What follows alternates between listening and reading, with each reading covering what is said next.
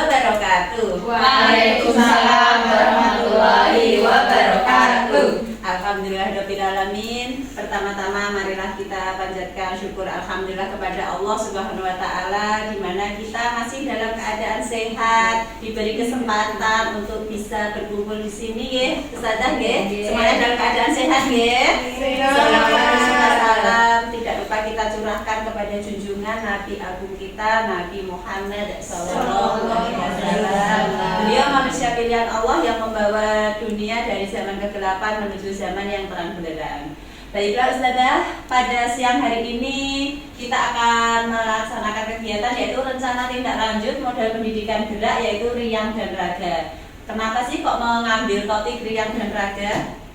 Nah, di sini karena kita sebagai guru pendidikan anak usia dini, khususnya guru TK, di sini di TK Birul ini yang melatar belakangi saya mengambil topik tema riang raga itu adalah anak usia taman kanak-kanak berada pada tahap perkembangan yang sangat penting, di mana mereka tidak hanya belajar tentang dunia sekitar, tetapi juga mengembangkan keterampilan motorik kasar, motorik halus, kreativitas, serta kemampuan sosial emosional. Salah satu cara terbaik untuk mendukung perkembangan tersebut adalah melalui kegiatan fisik yang menyenangkan dan bermanfaat. Oleh karena itu, kegiatan gerak yang penuh keceriaan dan energi sangat penting untuk membantu mereka tumbuh secara fisik, mental, dan emosional. Jadi di sini untuk kegiatan PJOK, kegiatan gerak yang kita lakukan setiap hari itu tidak hanya mencakup di kegiatan fisik saja. Jadi bisa dari aspek lain kita masukkan untuk menjadi satu kegiatan. Riang raga adalah sebuah kegiatan yang dirancang untuk memberikan kesempatan kepada anak-anak untuk bergerak secara bebas, aktif, dan riang gembira. Dalam kegiatan ini, anak-anak akan diajak untuk mengikuti berbagai permainan dan gerakan yang melibatkan keterampilan motorik kasar seperti melompat, berlari, menari, yang mungkin di anak TK sendiri mungkin ada ekstra tari atau senam mengikuti irama, begitu guys, yang disusun dengan cara yang menyenangkan dan penuh warna. Kegiatan ini tidak hanya berfokus pada aspek fisik semata, tetapi juga bertujuan untuk mengembangkan rasa percaya diri, kerjasama, serta kemampuan anak untuk mengekspresikan diri melalui gerakan. Kemungkinan ada anak-anak itu yang masih malu ketika mau berekspresi di depan teman-teman, tetapi ketika kegiatan dilaksanakan secara bersama-sama dan motivasi dari panjenengan semuanya mungkin bisa menumbuhkan rasa percaya diri kepada anak. Selain itu, riang raga bertujuan untuk memberikan pengalaman yang menyenangkan dalam belajar, di mana setiap anak merasa dihargai dan termotivasi untuk berpartisipasi. Kegiatan ini akan memfasilitasi anak-anak dalam mengembangkan rasa kebersamaan, mengajarkan nilai-nilai kerjasama, serta memberikan kesempatan untuk merasakan kegembiraan melalui berbagai aktivitas fisik yang kreatif dan edukatif. Nah, ini bertujuan untuk memberikan pengalaman yang menyenangkan dalam belajar, di mana setiap anak itu merasa dihargai, karena pada saat ini kita itu menyesuaikan kurikulum merdeka yaitu yang pembelajaran berpusat pada peserta didik. Jadi guru hanya sebagai fasilitator. Untuk kegiatan riang raga sendiri, saya mengambil beberapa tujuan. Mungkin tidak semuanya saya tuangkan di sini, Ustazah.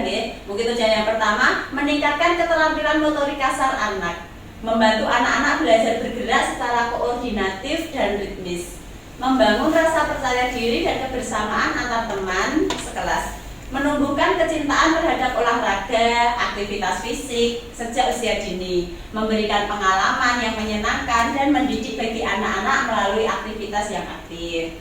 Nah, di sini menumbuhkan kecintaan terhadap olahraga dan aktivitas fisik sejak dini. Tidak semuanya anak itu suka dengan kegiatan olah fisik, ya Ustazah.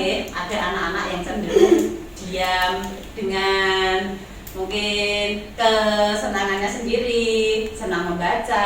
Ada anak yang senang berlari, ada anak yang senang di bidang kognitifnya. Jadi kita sebisa mungkin memfasilitasi kegiatan gerak ini itu mencakup semua aspek. Capaian program yang kita rencanakan yaitu dari dari sisi fisik, meningkatkan kemampuan motorik kasar, peningkatan keseimbangan dan koordinasi, kebugaran dan kekuatan fisik. Dari aspek yang lain yaitu ada aspek kognitif dan nilai karakter. Untuk aspek kognitif sendiri, pemahaman, instruksi dan fokus, kemampuan berpikir kreatif. Jadi ketika ini di kognitif ya, pemahaman, instruksi dan fokus sebagai salah satu contoh, anak-anak melompat menyesuaikan bentuk geometri. Jadi secara tidak langsung anak-anak selain kegiatan melompat juga anak-anak melatih fokusnya, nanti aku melompatnya ke arah yang mana dengan bentuk geometri mungkin yang sama, segitiga ke segitiga yang lain atau lingkaran ke lingkaran yang lain. Untuk nilai karakter yang ditanamkan yaitu sportivitas dan kejujuran, tanggung jawab serta rasa kerjasama untuk saling melakukan aktivitas secara bersama-sama. Langkah-langkah apa yang akan kita ambil? Yang pertama yaitu tentunya membuat program terlebih dahulu yang akan dilaksanakan. Setelah membuat program, proses selanjutnya yaitu mengajukan program kegiatan tersebut kepada kepala sekolah. Selanjutnya mensosialisasikan program kepada seluruh warga sekolah. Lalu mengadakan pertemuan dengan orang tua untuk menyampaikan program apa yang akan kita laksanakan. Selanjutnya, melaksanakan program dengan pendampingan dari guru sebagai fasilitator dan penyedia atau pelaksana. Yang terakhir, mengadakan evaluasi terkait program yang dilakukan. Kalau program itu, setiap program itu pasti ada kendala ya Ustazah, jadi bisa buat evaluasi untuk kegiatan kedepannya supaya lebih baik lagi. Ini untuk estimasi waktu pelaksanaan program ini dibagi menjadi beberapa tahap ya. Ada di sini saya ambil 3 tahap. Yang pertama itu ada tahap perancangan rencana tindak lanjut dan sosialisasi ke KBS, Komunitas Belajar Sekolah. Jadi ini insya Allah kita laksanakan di tanggal 11 sampai 15 bulan November. Untuk selanjutnya yaitu persiapan proyek akan kita laksanakan pada tanggal 18 sampai 22 November. Nah, untuk pelaksanaan proyek kita sendiri nanti akan kita lakukan insya Allah nanti di tanggal 4 November. Mudah-mudahan nanti bisa terlaksana semuanya nih Ustazah, semua anak-anak sehat, guru-guru semua juga sehat, jadi bisa mengikuti kegiatan ini. Selanjutnya, struktur program dan mitra dalam komunitas belajar. Di sini model pendidikan adalah anak melakukan aktivitas untuk pengembangan kemampuan kompetensi melalui olah fisik yang menyenangkan. Jadi nanti kita selaku panitia menyediakan beberapa permainan atau game untuk anak karena kita kelasnya itu ada beberapa kelas, jadi tidak mungkin hanya dengan satu permainan. Jadi dengan beberapa permainan nanti secara bergantian. Siapa saja yang terlibat?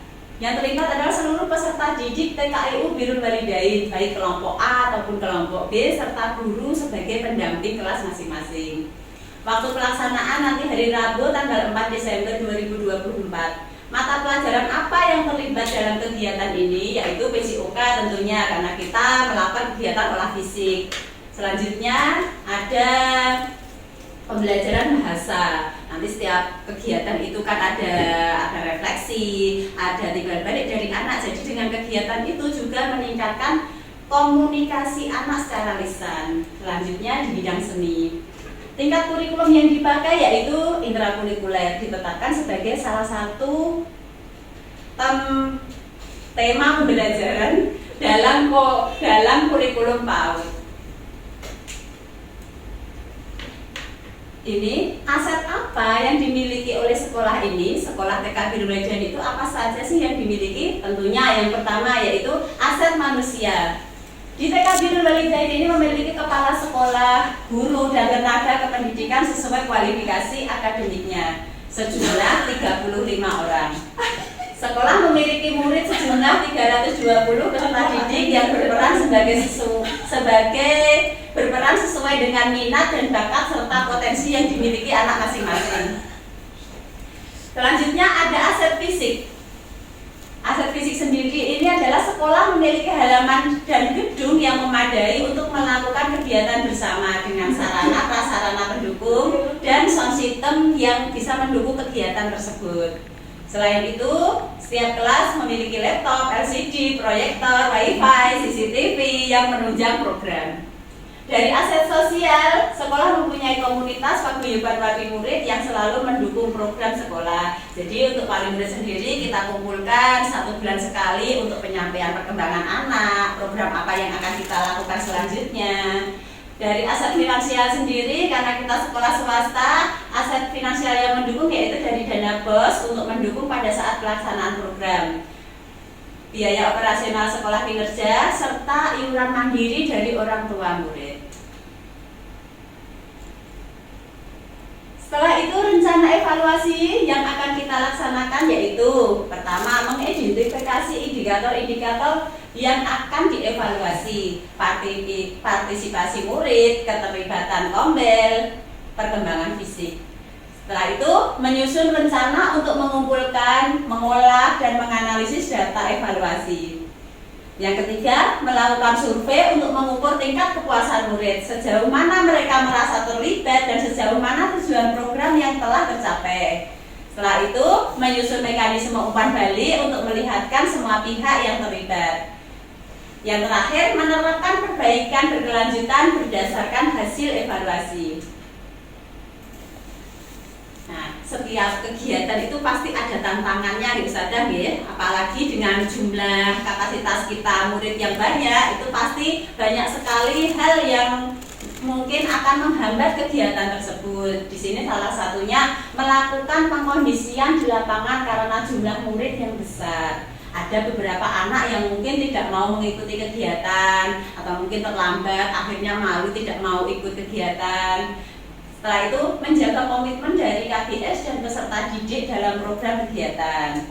Nah, solusi apa yang kita lakukan untuk menyelesaikan masalah tantangan yang kita hadapi tadi? Yang pertama, karena jumlah murid kita yang besar, tidak mungkin kita hanya berbicara dengan tanpa bantuan alat pengeras suara, nanti suara kita blorok habis. Nah, untuk mengatasinya kita sebisa mungkin menggunakan pengeras suara agar didengar oleh semua anak. Selanjutnya, menggunakan SD-Sking untuk menarik perhatian anak. Yang ketiga, memotivasi anak dengan melakukan pendekatan. Selalu mengingatkan pentingnya komitmen bekerja sama demi terciptanya tujuan program yang diharapkan. Ini kelihatannya yang terakhir ini sudah kata kunci ini.